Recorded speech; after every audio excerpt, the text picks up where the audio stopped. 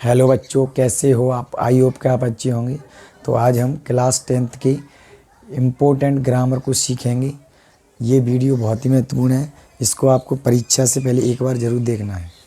तो आइए हम इसकी इम्पोर्टेंट ग्रामर को शुरू करते हैं। तो पहले हम इसमें ए एन दा का प्रयोग सीखेंगे। ए एन दा।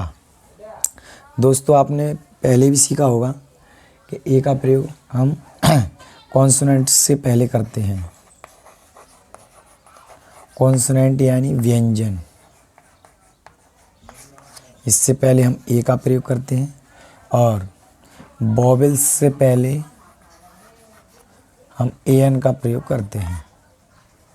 वॉवेल्स यानी स्वर। वॉवेल्स क्या होते हैं? ए ई आई ओ you. A E I O you, ये होते हैं वॉवेल्स। इनसे पहले हम ए एन का प्रयोग करते हैं और बाकी जो कॉन्सोनेंट बचते हैं उनके पहले हम ए का प्रयोग करते हैं। तो आइए हम इसको एग्जाम्पल से समझते हैं।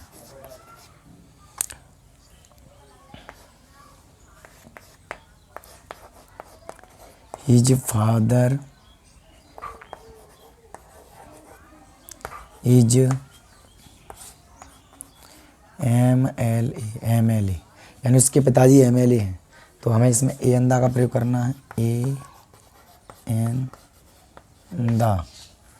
तो इसमें आपको ए एन दा दिया है, इसमें से आपको क्या लगाना है वो आइए देखते हैं। तो इसमें हम इसको सबसे पहले हिंदी में लिख के देखेंगे। MLA। तो ये क्या है? इसमें ए है इसमें, यानी स्वर। हिंदी में ये स्वर है। ये सबसे अच्छी ट्रिक है, इसको हिंदी में लिख के देख लो, कभी गलत नहीं होगा। तो ये ए क्या है? स्वर। स्वर से पहले क्या लगाते हैं? A N. तो यहाँ ए एन लगा दो, ये हो गया अपना। His father is an MLA। दूसरा उदाहरण समझेंगे। He gave me 1 rupee note, यानी उसने मुझे 1 रुपए का नोट दिया। इसमें भी ए एन में से कुछ लगाना है। ए कॉमा एन, ए एन दा।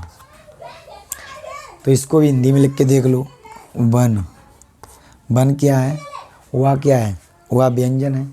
व्यंजन यानी कॉन्सोनेंट है, तो इसके पहले हम ए लगाते हैं। यहाँ ए लगा दो।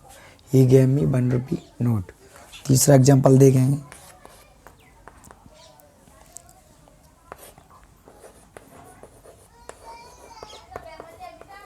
सनराइजेज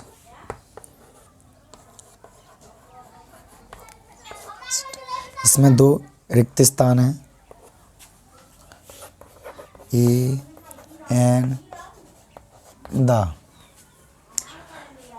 तो दोस्तों, दा का प्रयोग हम अनोखी वस्तुओं के आगे करते हैं। तो अनोखी चीज़ें सन, इसके आगे दा लगाएंगे। और ईस्ट एक दिशा है पूरब, तो इसके पहले दा लगाएंगे। ये हो गया दा का प्रयोग। दा का प्रयोग पर्वत, श्रेणी, श्रृंखला, नदी और धार्मिक ग्रंथ, स्थलों के आगे हम दा का प्रयोग करते हैं। दा का प्रयोग बहुत बड़ा है, इसलिए मैं इसमें शॉर्ट में बता रहा हूँ। तो ये अपना ए एन दा का प्रयोग क्लियर हुआ।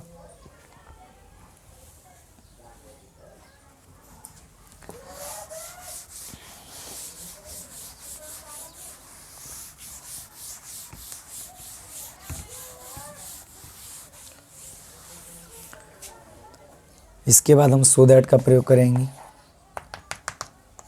सो दैट, शो माने इतना और दैट माने कि। हम इसको एग्जाम्पल से समझेंगे।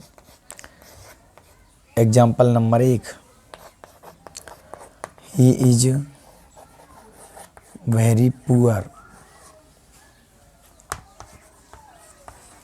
ही can not by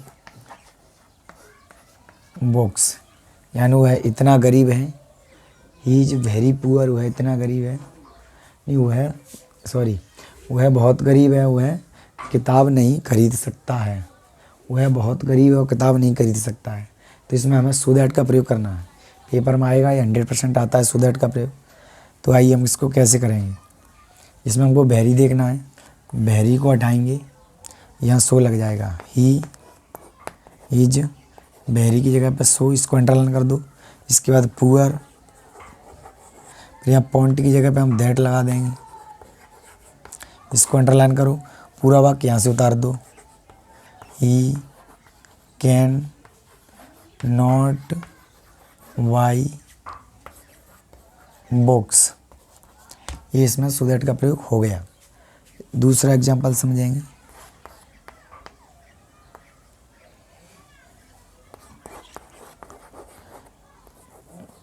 T is very hot, tea is very hot, चाय बहुत गर्म है। I can not take it, यानी चाय बहुत गर्म है, मैं इसे नहीं पी सकता। तो इसमें भी हमें सो दैट का प्रयोग करना है। तो इसमें वेरी आया, अगर वेरी नहीं आता है तो हेल्पिंग वर्ब के बाद सो लगा दो। तो इसमें तो वेरी आया है तो वेरी हट जाएगा। टी इज, यहाँ सो लगा दो, अंडरलाइन कर दो। हॉट, पॉइंट की जगह पर दैट लगा दो, इसको अंडरलाइन कर दो, यहाँ से पूरा उतार दो। I can not take it, इस तरह अपना सो दैट का प्रयोग क्लियर हुआ। इसके बाद हम कोई और प्रयोग करेंगे।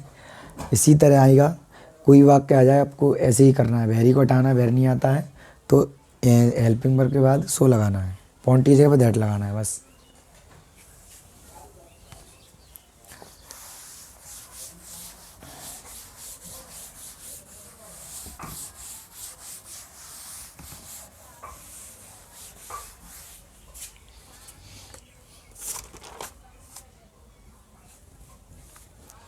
इसके बाद हम करेंगे टू टू का प्रयोग। टू टू का भी बहुत महत्वपूर्ण है। इसके डायरेक्ट एग्जाम्पल समझेंगे क्योंकि ज़्यादा हमारे पास टाइम नहीं है। एग्जाम्पल फर्स्ट,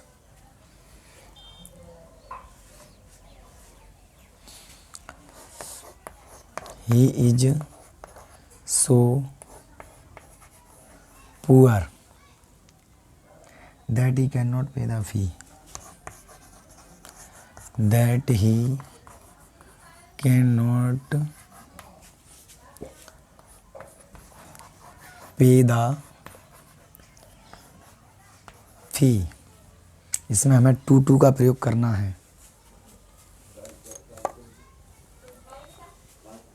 तो देखिए दोस्तों कैसे करते हैं हम। यहाँ पर जो सो आया है ना, वहाँ तो ये लगाना है डबल ओ वाला टू, और यहाँ दैट आया है वहाँ लगाना है एक ओ वाला टू। तो देखिए ही इज, सो की जगह पे ये डबल ओ वाला टू लगा दिया, अंडरलाइन कर दो। इसके बाद पुअर उतार लो, और यहाँ दैट है वहाँ सिंगल ओ वाला टू उतार लिया। इसके बाद ही कैन नॉट तक आपको ये हटाना है, फिर पेदा फी लिखना है उसके बाद, बस ये तो हटाना है। पेदा फी। इसके बाद दूसरा एग्जाम्पल समझेंगे।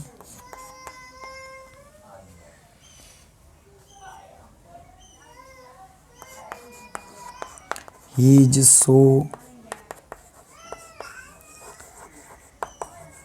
intelligent that he can solve your problem. इसमें हमें टू टू का प्रयोग करना है।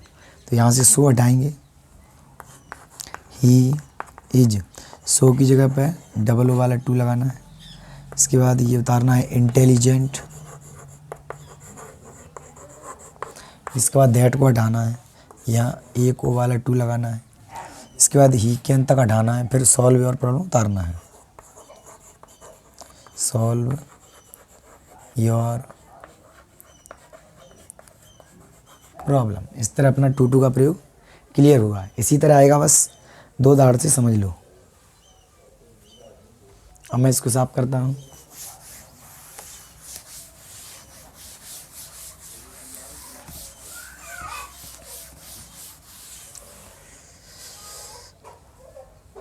इसके बाद हम करेंगे अनलेस का प्रयोग।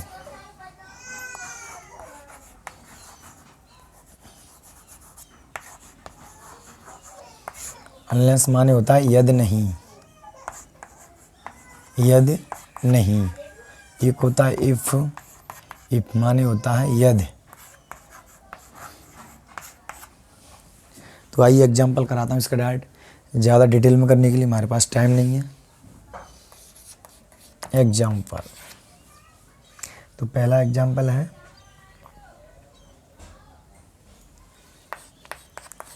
If he does not take taxi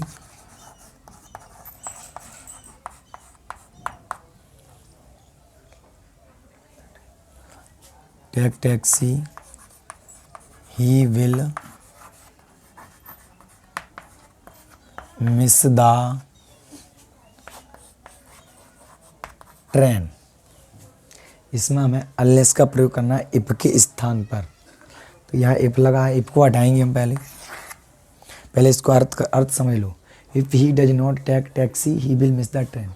यदि वह टैक्सी नहीं लेता है, he will miss the train, वह ट्रेन मिस कर देगा। तो अब हम इफ की जगह पे लगाएंगे अनलेस। अनलेस लगा दिया इफ के स्थान पर। अब यहाँ से लेके आएंगे ही। अब ये हमारा वाक्य, इसमें नहीं छिपा रहता है, नहीं, इसका मतलब होता है यदि नहीं। ये इफ होता है खाली यदि, तो इसके अंदर नहीं है तो यहाँ से नॉट हटानी पड़ेगी। अगर इस वाक्य से हम नॉट हटाएंगे तो वाक्य सादा हो जाएगा। प्रेजेंट इंडेफिनिट में सादा वाक्य में नॉट हटेगी तो डज भी हटेगी। उसमें सादा में एस या एस लगती है, तो डज तो नेगेटिव इंट्रोगेटिव में लगती है, इसलिए नॉट के साथ डज भी हट जाएगी। तो अनलेस ही, यहाँ से उतारेंगे टेक। वाक्य सादा हो गया तो उसमें एस या एस लगेगी सिंगुलर के साथ में। अनलेस ही टेक्स टैक्सी, पूरा यहाँ से उतार दो। He will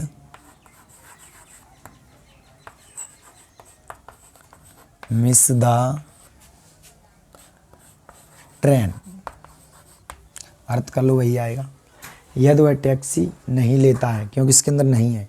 unless he takes taxi he will miss the train, वह ट्रेन मिस कर देगा। दूसरा एग्जाम्पल समझेंगे।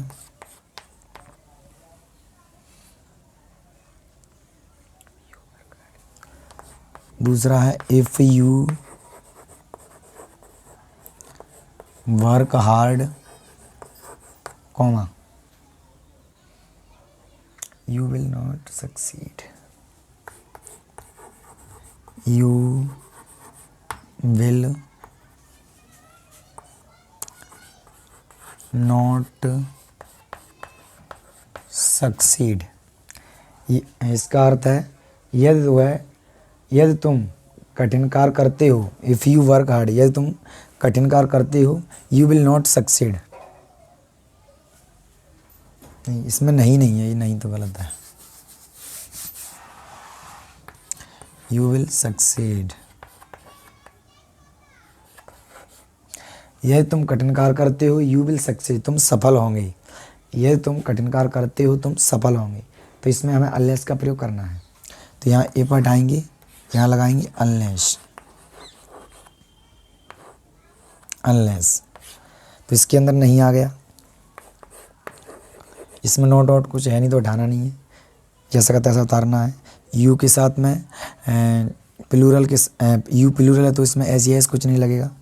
अनलेस यू वर्क हार्ड, यदि तुम कठिन कार्य नहीं करते हो, क्यों इसके अंदर नहीं आ गया। यदि तुम कठिन कार्य नहीं करते हो, तुम सफल नहीं होंगे। कठिन कार्य नहीं करते हो तो सफल नहीं होंगे, तो इसलिए इसको नेगेटिव बनाना पड़ेगा। You will not succeed. इस तरह अपना ये अनलेस का प्रयोग हुआ। इसी तरह का और उदाहरण आप घर पे लगा लेना।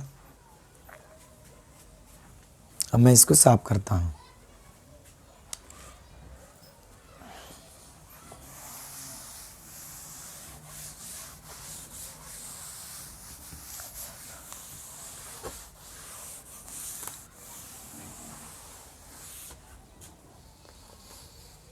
इसके बाद हम करेंगे active passive.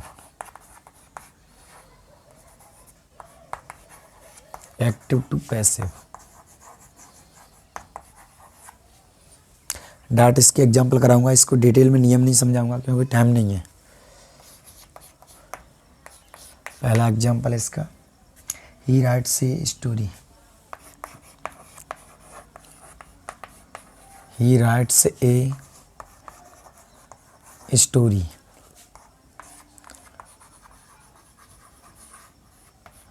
Change the voice. इस तरह पेपर में आएगा, ही writes a story change the voice. हमें इसको वॉइस में चेंज करना है, यानी पैसिव वॉइस में चेंज करना है।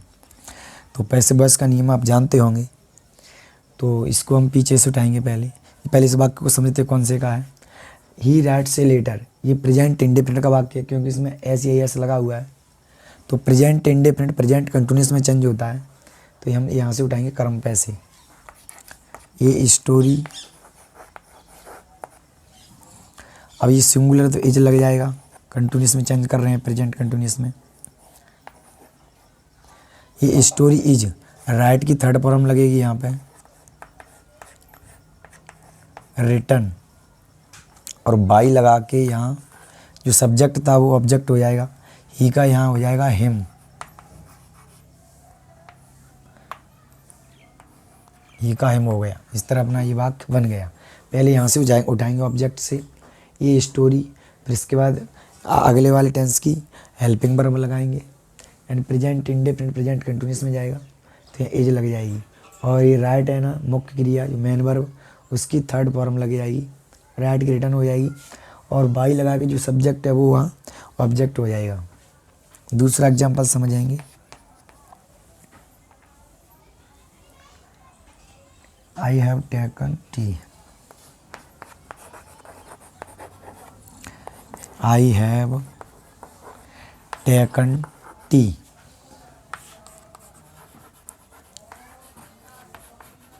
चेंज द वॉइस, इसको भी चेंज करना है। तो ये कौन से का वाक्य, प्रेजेंट परफेक्ट का है, तो ये आगे जाएगा प्रेजेंट परफेक्ट कंटिन्यूअस में बदल जाएगा। तो यहाँ से उठाएंगे टी, प्रेजेंट परफेक्ट कंटिन्यूअस की हेल्पिंग वर्ब होती है हैज बीन, तो यहाँ लेगा सिंगुलर है तो हैज बीन। टेक की थर्ड फॉर्म वो टेकन की थर्ड फॉर्म टेकन ही होती है, टेकन, और वाई लगा के आई का हो जाएगा उधर मी। इस तरह ये ए भी हो गया। तीसरा एग्जाम्पल समझेंगे। तीसरा है they are playing cricket. They are playing cricket.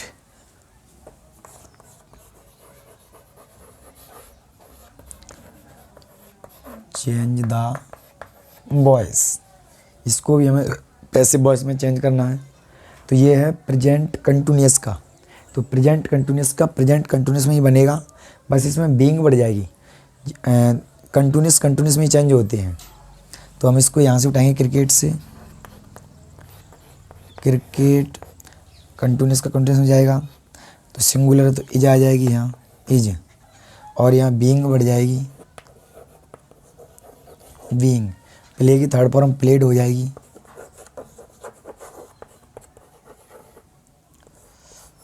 Playing की यहाँ प्लेड हो जाएगी प्लेड, और बाई लगा के दे की हो जाएगी इधर देम। इस तरह अपना ये भी हुआ। इसके बाद चौथा उदाहरण लेंगे हम।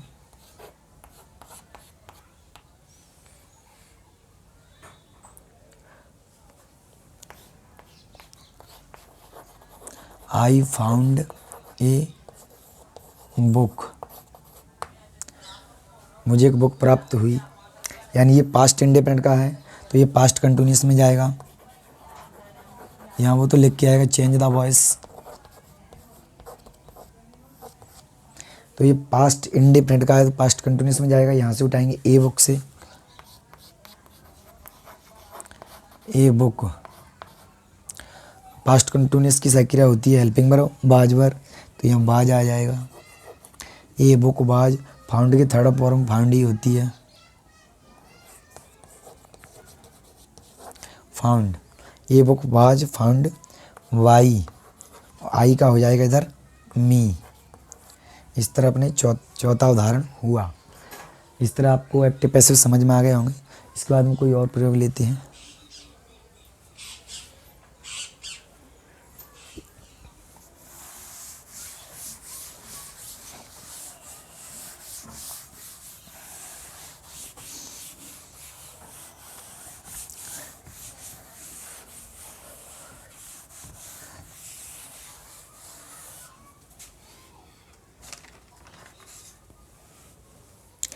इसके बाद हम लेंगे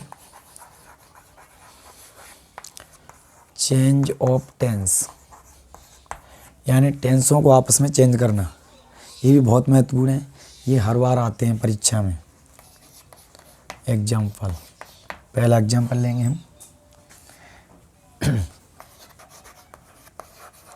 शी डिड हर ड्यूटी। इसको करना है change into negative.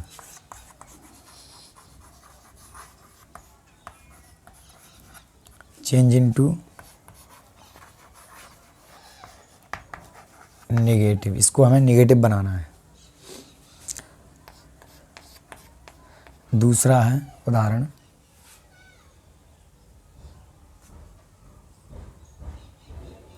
C does his work. She does his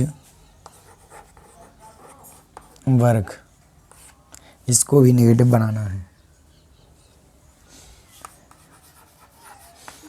make a negative. मैं एक तरफ से कराऊंगा, पहले लिख लेते हैं उदाहरणों को। तीसरा है he is playing cricket। he is playing cricket। change into present perfect tense।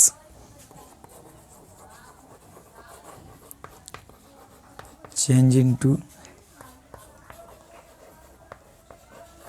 present perfect tense.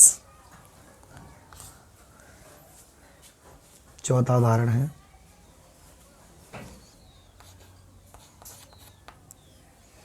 C sings a song. She sings a song. Change into past perfect. Change into past perfect.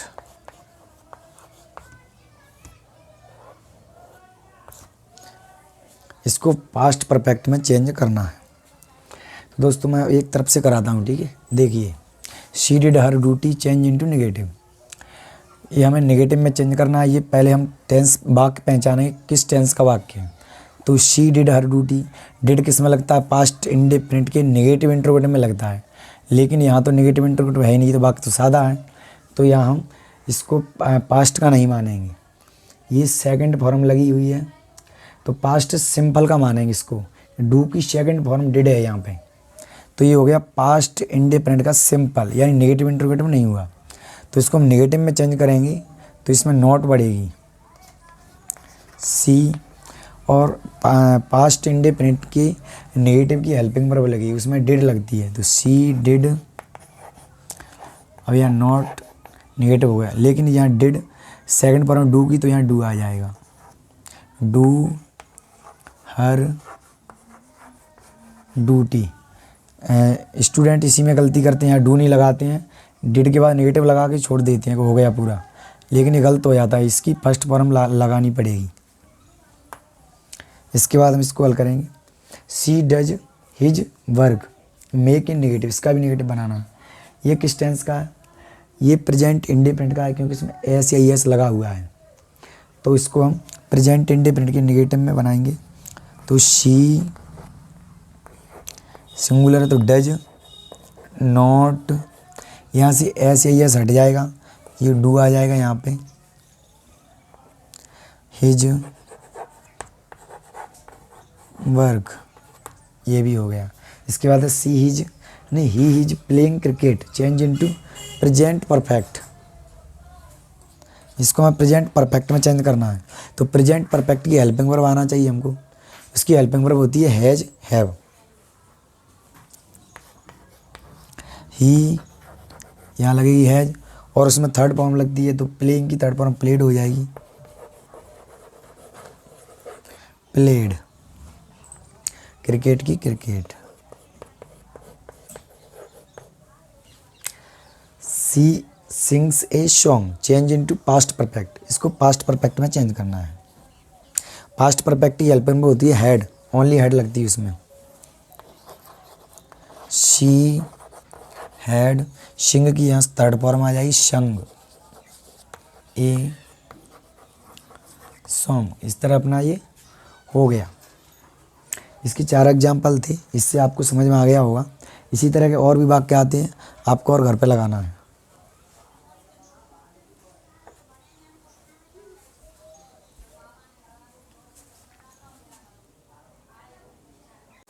इसके बाद हम सम, any और much का प्रयोग लेंगे।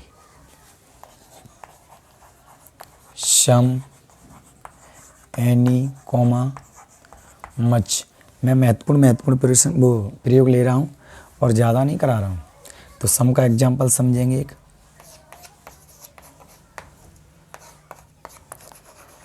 आई have books. Some, any, much. इन तीनों में से क्या लगेगा? तो हम समझेंगे सम का प्रयोग साधारण वाक्य में होता है, काउंटेबल, अनकाउंटेबल और साधारण में होता है। ये साधारण वाक्य है तो इसमें सम आएगा। आई हैव सम बुक्स, मेरे पास कुछ किताब हैं। दूसरा एग्जाम्पल समझेंगे हम। सी हैज नॉट मनी, यही इसमें आएंगे सम, एनी और मच। तो इसको समझेंगे। ये नेगेटिव में दोस्तों एनी का प्रयोग होता है और सादा वाक्य में सम का होता है। तो ये नेगेटिव है, सी हैज नॉट मनी, उसके पास धन नहीं है, तो यहाँ हम एनी लगाएंगे इसमें। तो ये अपना एनी का हो गया, सम का साधारण में, एनी का नेगेटिव में। तीसरा है हमारा मच का।